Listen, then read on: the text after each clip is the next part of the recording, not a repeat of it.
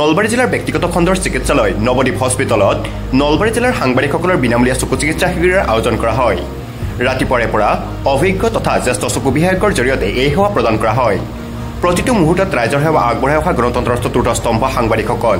এই সাংবাদিকসকলক এদিনৰ বাবে হ'লেও সেৱা আগবঢ়াৰ উদ্দেশ্যে আজি অৰ্থাৎ শনিবাৰে নলবাৰীৰ নৱদ্বীপ হস্পিটেলৰ সৌজন্যত নলবাৰী জিলাৰ সাংবাদিকসকলৰ বিনামূলীয়া চকু চিকিৎসা সেৱা আগবঢ়াৰ উদ্দেশ্যে এটা শিবিৰৰ আয়োজন কৰা হয়।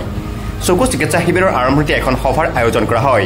চকু বিশেষজ্ঞ ডাঃ অৰুণ বৰ্মনে আদৰা সভাখনত উপস্থিত থাকে হস্পিটেলখনৰ অধ্যক্ষ গণেশ তামুলী, ডাঃ কামেশ্বৰ লহকৰ, ডাঃ প্ৰণৱ মল্ল বুজৰ বৰুৱাকে প্ৰমুখ কৰি হস্পিটেলৰ কৰ্তৃপক্ষ আৰু নলবাৰী জিলাৰ সাংবাদিকসকল। উক্ত সভাত উপস্থিত সাংবাদিকসকলক প্ৰথমতে সম্বৰ্ধনা জনোৱা হয়।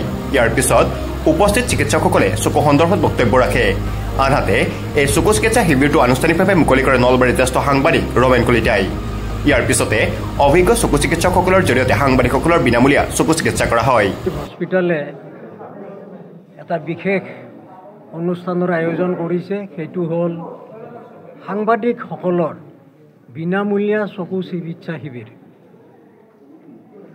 আমি নলবাৰী জিলাৰ বিভিন্ন সাংবাদিকসকলক আমি আমন্ত্ৰণ জনাইছোঁ আৰু তেখেতসকল ইতিমধ্যে আহিছে আৰু আমাৰ চকু বিশেষজ্ঞ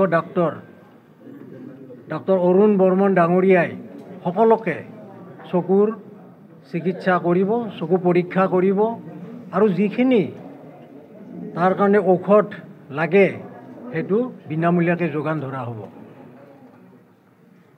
অকল হস্পিটেল কৰিলেই নহ'ব, ৰাইজৰ কাৰণেও আমি চিন্তা কৰিছোঁ যে ৰাইজক আমি কেনেকুৱাকৈ এটা উন্নত সেৱা আমি প্ৰদান কৰিব পাৰোঁ।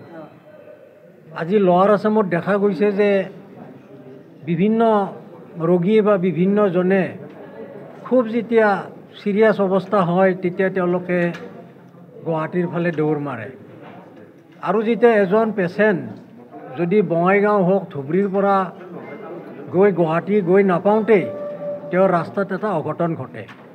সেইকাৰণে আমি এই উদ্দেশ্য ৰাখি আমি নলবাৰীৰ কেইজনমান বিশিষ্ট চিকিৎসক, আপোনালোকে জানে ডঃ প্ৰণৱ মল্ল বৰুৱা, ডঃ ভুৱনেশ্বৰ দত্ত, ডঃ সোমেন শৰ্মা আৰু আমাৰ মেডিকেল ডাইৰেক্টৰ হিতেশ শৰ্মা। আপোনালোকে জানে যে তেখেত GNRCৰ যিটো ICU এইটো তেখেতে স্থাপন কৰা, তাত তেখেতো আজি আমাৰ লগত আহিছে। গতিকে আমি নৱদ্বীপ হস্পিটেলে সমূহ ৰাইজক আমি কেনেকৈ এটা উন্নত সেৱা আগবঢ়াব পাৰোঁ সেইটো আমি চোৱা চিন্তা কৰি আছোঁ। আৰু আমি আমাৰ নলবাৰী ডিষ্ট্ৰিক্টৰ যিবিলাক মানে ছিনিয়ৰ চিটিজেন আছে বা খেলুৱৈ আছে বা শিল্পী আছে, তেওঁলোককো আমি কিবা এটা সেৱা আগবঢ়োৱাৰ কাৰণে আমি চোৱা চিন্তা কৰি আছোঁ। সেইটো আমি অলপতে আপোনালোকক জনাম, যাতে তেওঁলোকে আমাৰ ইয়াত আহিলে এটা উন্নত সেৱা পায় আৰু কম খৰচত তেওঁলোকে চিকিৎসা কৰিব পাৰে। আজি এই চকু চিকিৎসা শিবিৰত যথেষ্ট সংখ্যক সাংবাদিক আহিছে আৰু তেওঁলোকে ইয়াত নাম ভৰ্তি কৰিছে। ইতিমধ্যে আমাৰ চিকিৎসা সেৱাটো আৰম্ভ হৈছে। মই ভাবোঁ সকলোৱে চকুটো একবাৰ পৰীক্ষা কৰাই ল'ব, কাৰণ সাংবাদিকবিলাকৰ কাৰণে চকুটো হ'ল এটা প্ৰধান অংগ।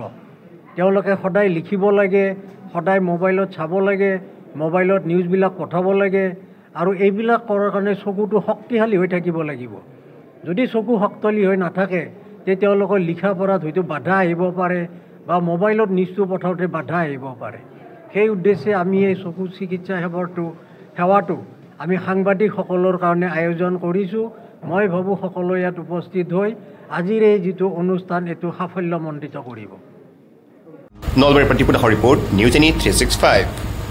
Stay informed, stay ahead. News Any 365.